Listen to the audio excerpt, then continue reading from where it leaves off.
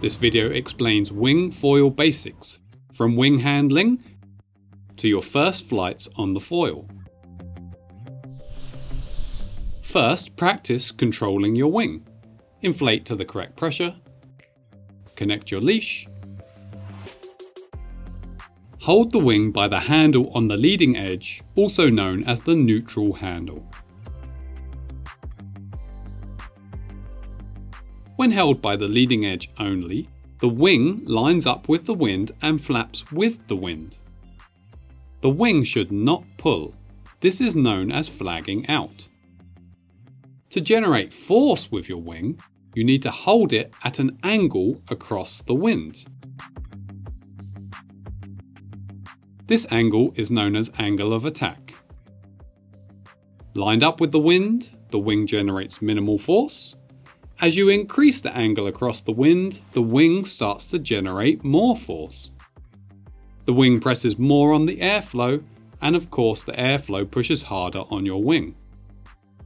When controlling angle of attack, one hand holds the strut or boom near the leading edge. This is your leading hand, also known as front hand. The other hand holds closer to the trailing edge. This is your trailing hand, also known as backhand. Push away the trailing hand for less power. Pull in the trailing hand for more power. At a certain point, however, pulling the backhand in further won't create any extra force. It will just angle that force more downwind, which will cause problems and make the wing feel less stable. So be careful not to pull too much with the trailing hand like this. Note: to quickly depower your wing, you can release the trailing hand and the wing will flag out. As well as angle of attack, we can also steer the wing by moving hands sideways from the strut. If you push the leading hand down and the trailing hand up, this will steer the wing lower. If you push the leading hand up and trailing hand down, this will steer the wing above your head. This control is important for a number of reasons. With the wing lower, you are more likely to hit the surface, which can happen easily. Being able to steer well will help you bring the wing back up. Try to keep the front hand higher than the back hand to avoid hitting the surface with your wing. Wing position also changes the direction of its pull. With the wing higher, its force gives more lift but less sideways pull. This can help you slow down or limit speed. With the wing lower, its force gives more sideways pull and less lift. This can help you speed up. You must also learn to move the wing from one side to the other. Guide the wing higher until it's pretty much above your head. Release the trailing hand, then swap the leading hand. You can then place the new trailing hand and the wing will pull in the new direction.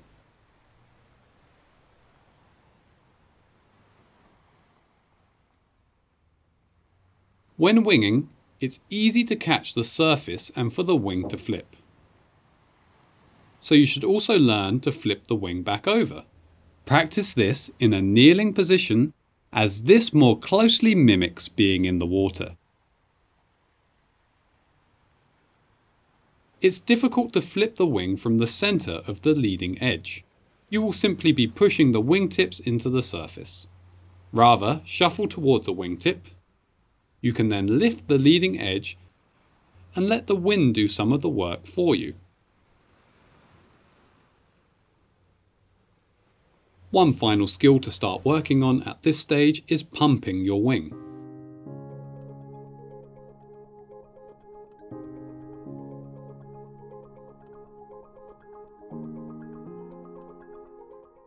Extend your arms up and downwind, then contract your arms down and in. This should be a large, continuous movement with your hands tracing an oval path. As you start to bring in the wing, you should feel a lot more force from it. Pumping is less effective if it's a small movement, or if it's a jerky in and out movement, or an up and down movement. Now we'll look at getting into the water and paddling into position. When carrying your gear, remember that the stabilizer of your foil has the potential to cut your wing. To avoid this, keep the foil board upwind and the wing downwind. There are a few ways to carry your gear depending on which board you're using and which way you're heading. In all cases, however, keep the wing as far downwind of the foil as possible. Of course, the foil can hurt you as well as your wing, so it helps to have full safety gear and someone watching over you. As you enter the water, avoid hard objects such as rocks that could damage your gear or cause injury. When you're in the shallows, the board can float with the foil up. If you have to get clear of weeds, you can also paddle with the foil up. When you have enough depth of water, you can flip the foil under the board. You should then learn to navigate by paddling. You can hold the wing by your feet to stop it jumping around on the leash. It's essential you're able to paddle upwind quickly. When learning, you'll typically go downwind, so it's essential you're able to paddle upwind. In this location, you can return to the beach and walk upwind, of course, but it's still essential you learn to paddle upwind. Next, we'll look at knee taxiing. Riding without foiling is known as taxiing. Knee pads or a padded deck will make this more comfortable. Slide yourself onto the board. Get into kneeling position. Once kneeling, you can lift the wing from the water. You may need to flip the wing, of course, as explained earlier. Place your leading hand on the boom or strut, place your trailing hand and pull in enough to get moving. The moment your board starts moving, it should feel more stable.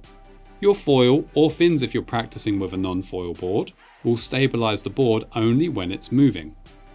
Once stabilized, it's easier to stand, but before that there are some critical skills to practice while kneeling. You can learn how to steer in kneeling position. To turn downwind, twist your upper body to shift the wing towards the nose. The force on the wing will then act to pull the nose of your board downwind.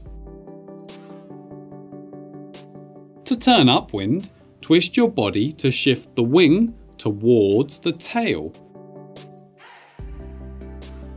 The force of the wing will then act to pull the tail downwind and nose upwind.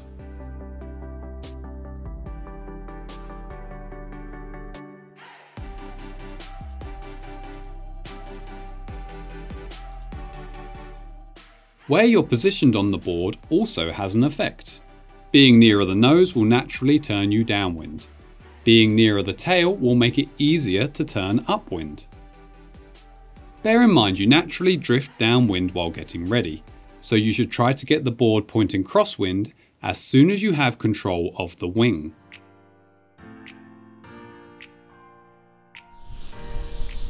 You should also learn to do a turn or jibe while kneeling.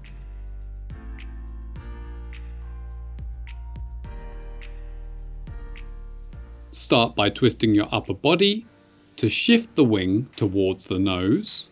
This will start you moving downwind. Steer the wing high above your head, then swap leading hands. As you place the new trailing hand, the force from the wing will pull you around the remainder of the turn.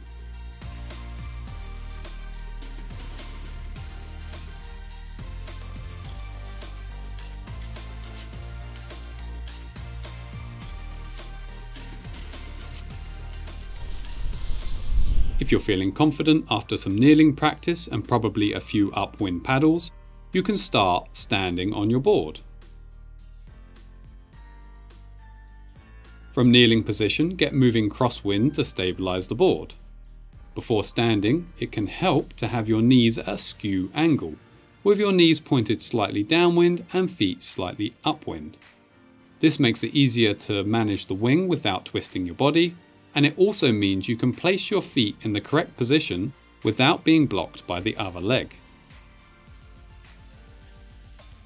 Lift your front foot and place it. Try to get the ball of your front foot over the center line, close to the foot strap inserts or slightly forwards for foiling beginners. Next, lift yourself and place the back foot. You should lift yourself mainly using your front leg. Try to get the arch of your back foot over the center line. Also place it near the back foot strap inserts. For foiling beginners, it may help to place your foot slightly forwards of this to help you prevent the foil from climbing too easily. More about that later. Now you're standing, you should get comfortable riding without foiling. To avoid foiling, you need to keep enough weight shifted onto your front foot. Shifting weight backwards towards the tail or onto your back foot would enable the foil to climb. So keep extra weight on your front foot, especially if you feel the foil climbing. While taxiing, you should learn to turn upwind or downwind.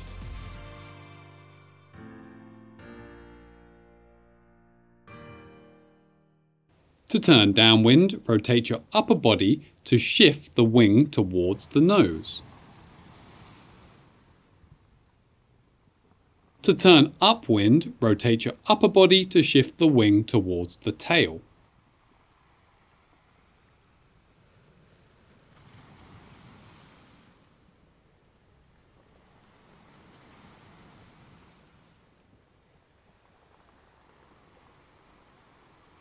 Note, you can't aim too far upwind as you will lose speed. Also, if the wind is light and you aim too far downwind, it will feel like the wind has disappeared. You should also be able to turn around or jibe while taxiing.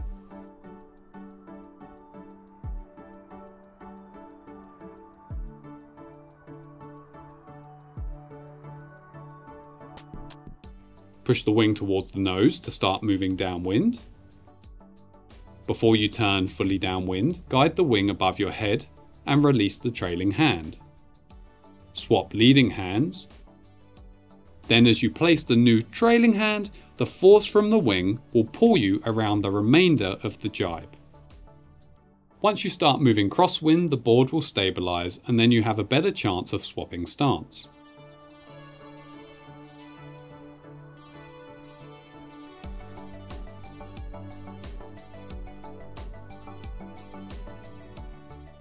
You can hop and swap stance from toe side to heel side in one go. But it's probably easier to make a few small movements like this.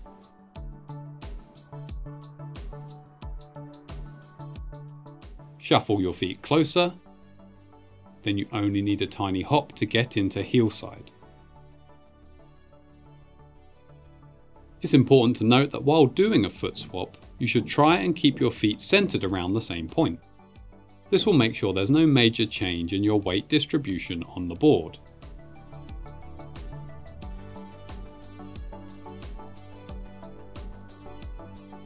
If your feet move away from this original center point, you are likely to lose balance.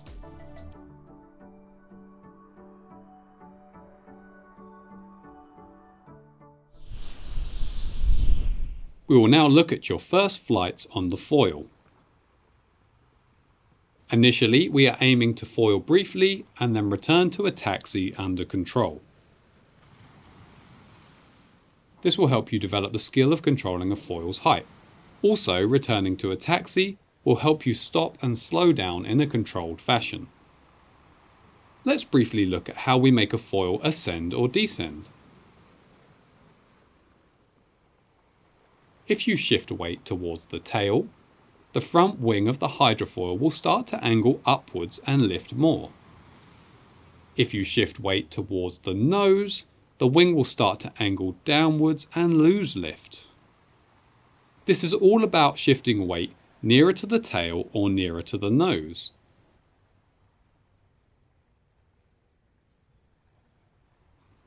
With that in mind, let's look at a small flight on the foil.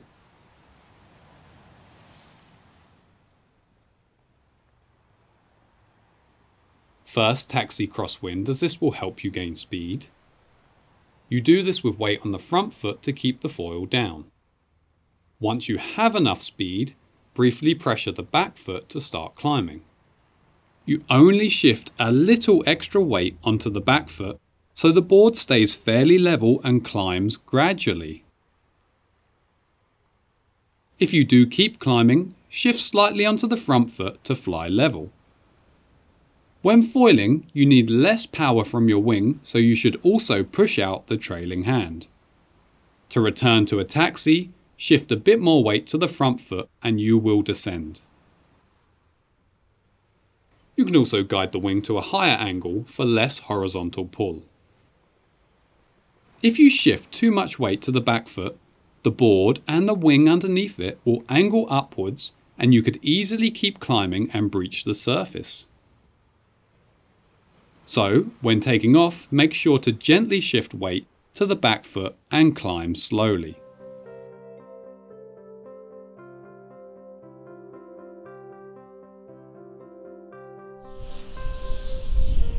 You might struggle to take off for a number of reasons. If you are under the minimum foiling speed and you try to pressure the back foot, the foil won't lift. Or it may lift for a moment, then lose speed and stall. Trying to increase upwards pitch and foil before reaching adequate speed will just slow you down.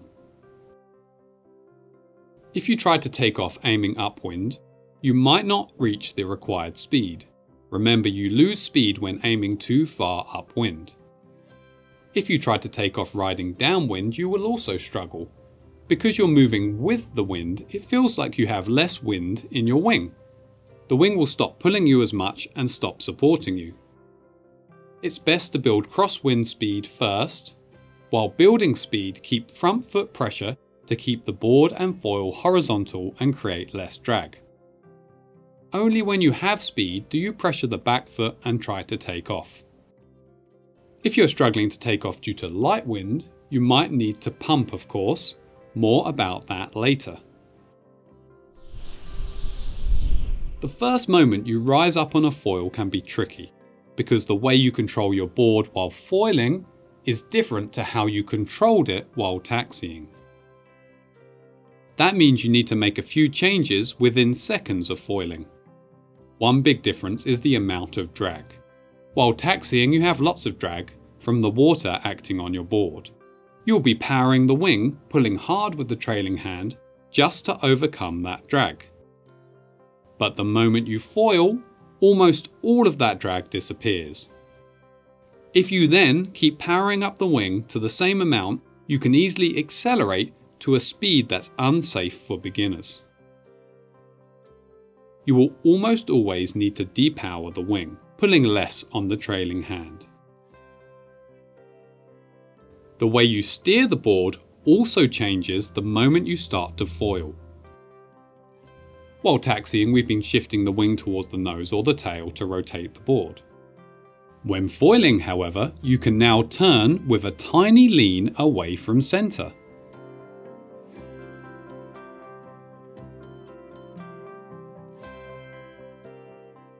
Leaning toe side will turn downwind rapidly.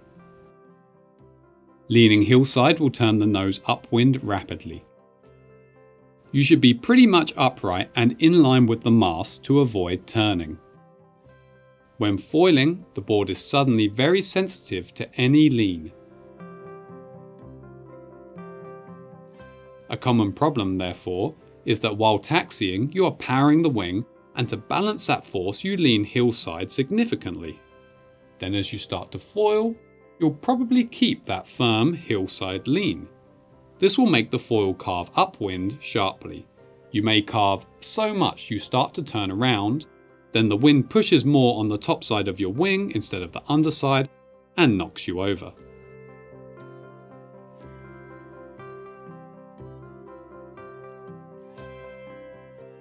To avoid carving the board like this as you begin to foil, you must reduce your hillside lean.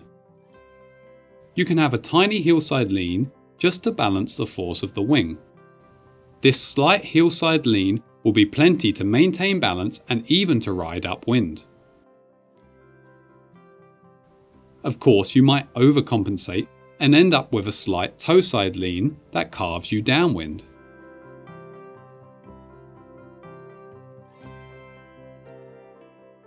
It takes a while to get used to the sudden changes that happen when you go from taxiing to foiling. By doing lots of short flights, you can get used to this transition and hopefully do so without crashing too much. As you build foil control skills, you can easily extend your flights.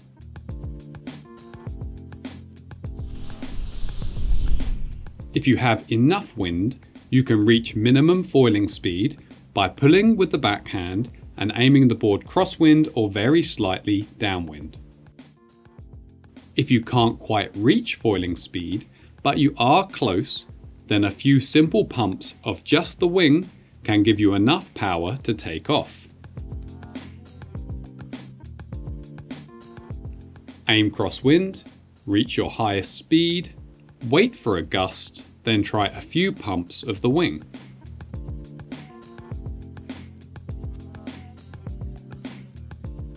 If the wind is much lighter, then you will need a more advanced version where you coordinate wing and foil pumping.